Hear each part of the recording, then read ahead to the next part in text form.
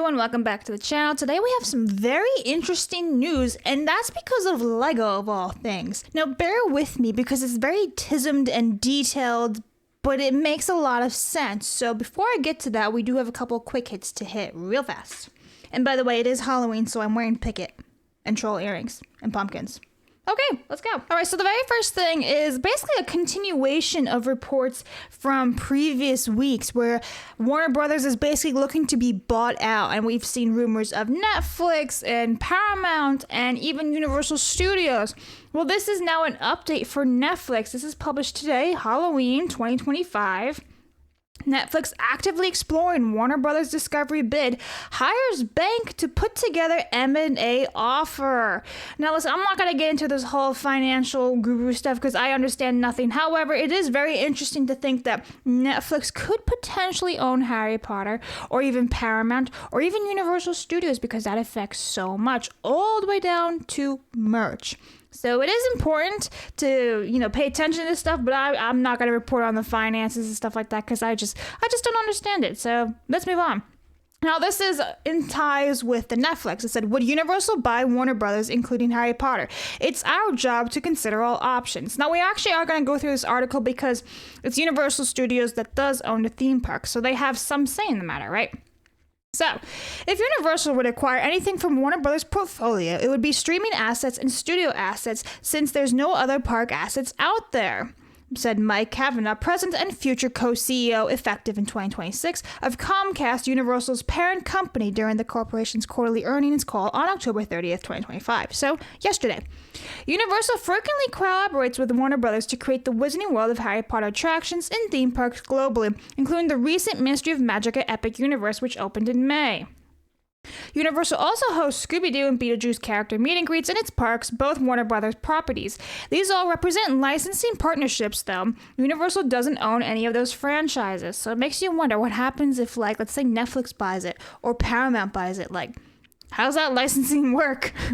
You could expect us to look at things that are trading the space around our industry, Kavanaugh said. It's our job to try to figure out if there are ways to add value.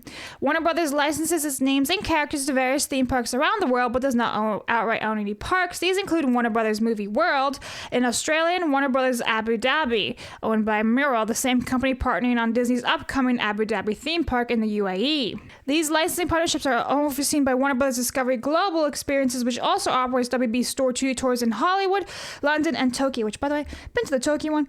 It's awesome. Additionally, WB licenses its Looney Tunes and DC Comics franchises to Six Flags parks, but does not hold any ownership stake in Six Flags itself. And then it just goes on about finance. Who knows this stuff? All right, so it is important to keep up with this, guys. It is, except for the finance, because I don't understand it. However, speaking of Universal Studios, they have done an overhaul for Christmas, basically. So Christmas is on its way. So if you are planning to go to Universal Studios, they're ready for you for Christmas. Just that really quick TLDR. But also, someone stole the Time Turner. The Time Turner is already missing from Portal Epic Universe. So either it was stolen or repaired. On a visit to Epic Universe, we noticed that the slowly rotating time turner that typically transport guests to the streets of magical Paris in the 1920s is now missing. Take a look at that. It's just popped right off. All right. The removal is likely for refurbishment despite the park only being in operation for roughly 5 months. I gotta say then, that's made out of spit and glue if they have to go and fix it after 5 months. That's basically the TLDR. However, there's more Universal Studios stuff because just like Noble Collection, Universal Studios has done an overhaul on their website. So they completely did a remake, rebrand, whatever. It is looking brand spanking new. But the thing is, they've removed so many things. So if you go to brands and you click on Wizarding World of Harry Potter and you go view all, they removed a lot of things. The store only has 262 items now for Universal Studios Harry Potter. And in fact, if you go to pins, let's just say that there was a lot of pins at once upon a time. There's only 10 pins left. 1, 2, 3. Look at that. And the thing is, they removed some of the new pins that just released because there was actually 3 versions of these pins, which I have shown off on my channel. And there's only 2 for sale. There was all these type of pins, right, for the Ministry of Magic, and they're missing. So I guess they are really out of stock on merch, or they just don't want to sell online because they need everything in theme parks. But again, it makes me question, where's all the merch? What happened? Why is there so many things missing, right? So curious to know what's up with that. But one more thing before we get into the Lego news and HBO and audiobooks. So check out this awesome new Hallmark Mandrake ornament.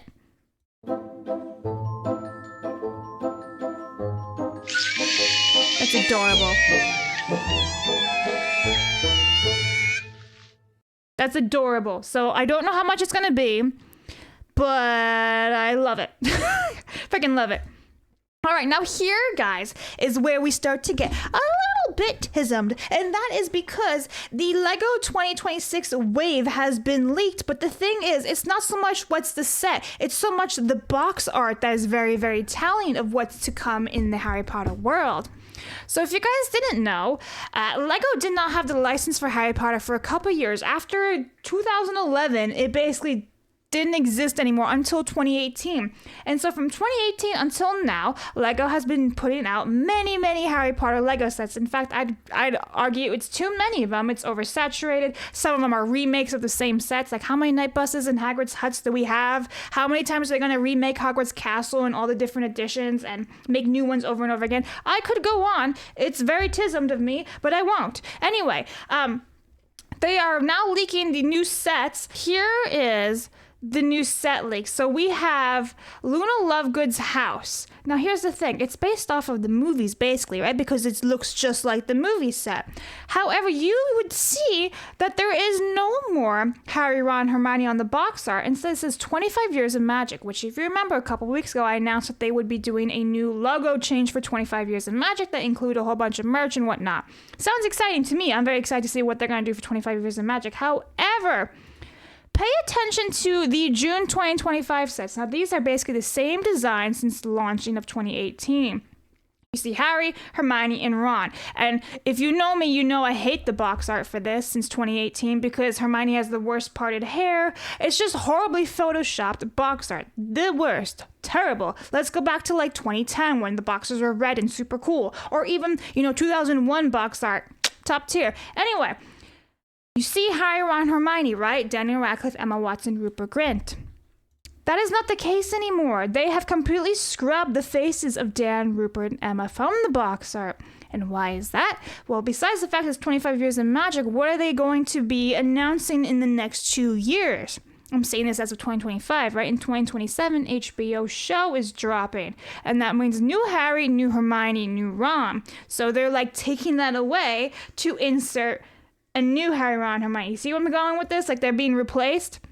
Now, I have to say, this is cool. I like this set. I love Luna. I love the fact that we get Mr. Lovegood. Like, that's a new minifigure we've never had before. I think this is gorgeous. 25 Years of Philosopher's Stone. Like, I love that. If I ever get a set, it'd probably be this one.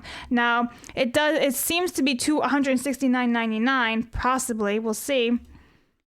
And then we have this one. Now, I don't know why they decided to go with this again. We just had one of these type of sets, but it's the same shit over and over again. Then we also have Hogwarts Castle, Sorting Hat Ceremony. Again, kind of a revamp of things we've already seen before, but I like that we got like the Cat Patronus. This is nothing new, really. Like, it's a very cute little set. It's probably going to be, what is it, 76460. So it's going to be $14.99. That makes sense.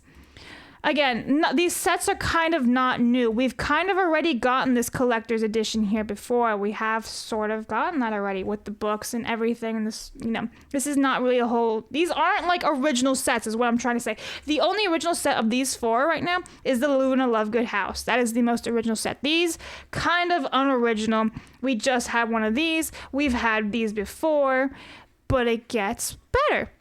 Because not only is this box art showing us that, one, they've completely redone the box art and they removed the three trio of Rupert, Dan, and Emma, but they're also changing the blue coloring, right? So it's matching the rest of the 2025 box arts of all the merch. If you've been paying attention to my channel, I've been talking about that a couple times in the unboxing videos. But also, it says 25 Years in Magic, and it gives you a new logo. And here it is. So I actually said the fact that I was literally staring at Lego Leaks this morning and noticed the new box art, but not the new logo, makes me hang my head in shame, and it's true. So here is the new logo. So the Harry Potter is the same, but down here is what's new. And they did hint that it would be a Patronus. They said that like last month. It says 25 Years in Magic. And I gotta be honest, I don't know why we have a Patronus for 25 Years of Magic when it's basically based on like the Sorcerer's Philosopher's Stone, and there are no Patronuses in that movie or book, but it's still beautiful nonetheless. However, this guy really doesn't like the graphic design whatsoever, so there's that. It's gonna be Harry's wand based on the third movie and on, and then Patronus is a stag. Like, I don't hate it, but I will point out that it looks like Fantastic Beasts font a little bit, right? So like this, like if you pay attention to like the spelling, right, the A looks different, even though that's lowercase, it's capitalized. I don't really think it's the same sort of font. It looks very much like Fantastic Beasts logo. It kind of looks a bit similar. So you get rid of the big S, right? But yeah, it kind of looks similar. There it is. So a little bit of Fantastic Beasts in there, but let's keep going. So this is also another set that they're going to be releasing, and this is the one that I saw first. So I saw this one leak yesterday with the 25 Years of Magic and everything. I have to say, I really do like this set. This is an original Lego set. It 100% is. Can be retailed for $59.99, 652 pieces. Again, look at the box art. It's very much mimicking the 2025 box art, and also removes Harry, Ron, Hermione. Now, I do want to point out that this is probably going to be one of the last Lego Snape minifigures we get before he's black. Same with Hermione, by the way. Not that she's black in HBO, but she's not white anymore. So these are going to be like the last few minifigures, I think, of the movie versions of Harry Potter. Unless they're still going to do what they did with like Disney Little Mermaid, where they had 2 different versions of Ariel. Really weird.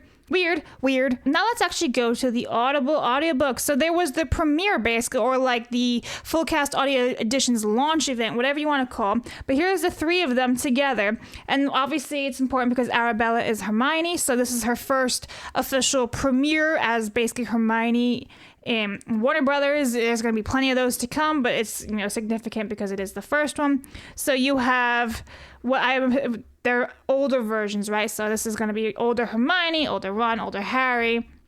And this is, again, more photos of Arabella Stanton, which is, again, the biggest part. And then you have young Harry with older Harry. They kind of look similar, too, ironically. Again, this is not the HBO. This is the Audible audiobook version, right? Now let's quickly talk about HBO. James and Oliver Phelps will talk about passing the wand to the cast of HBO Harry Potter series. Now I'm hoping I don't get hit with anything, but here we go. Whoever ends up playing Fred and George, as long as they have fun with it.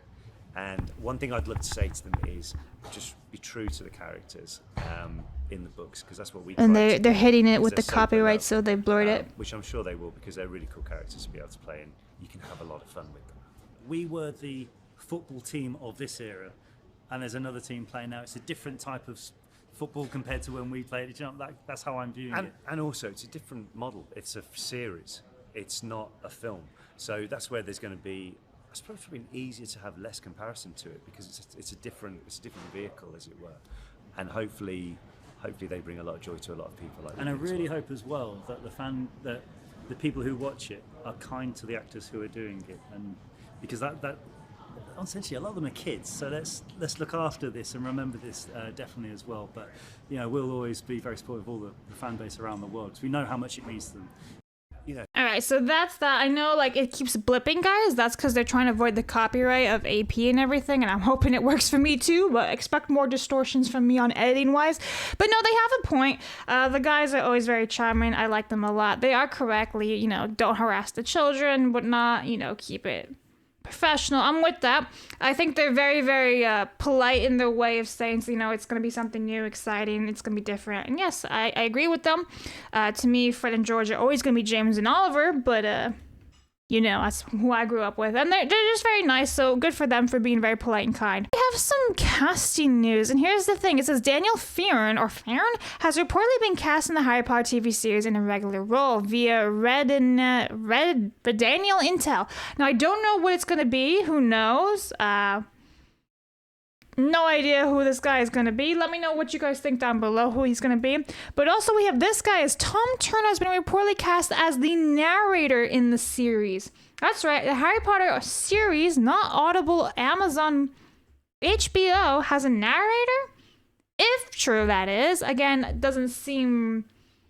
It seems weird to have a narrator for an HBO series. Like, what? What are we doing here? If this is true, I don't know. Maybe he could be like a centaur for all we know. So that is basically the news of today, guys, as of basically 4 p.m. on Halloween 2025. That is it. Let me know what you guys think about the box art and how it's completely removed Rupert, Dan, and Emma and just says 25 years of magic, how it's completely rebranded. Do you think that they're going to be showing less of the movie trio as time goes on, or do you think they're going to keep both of them separately because there's going to be a lot of fans who still like the movies and not HBO? Let me know all your thoughts below, and I'll see you guys all next time. Thanks for watching. Bye.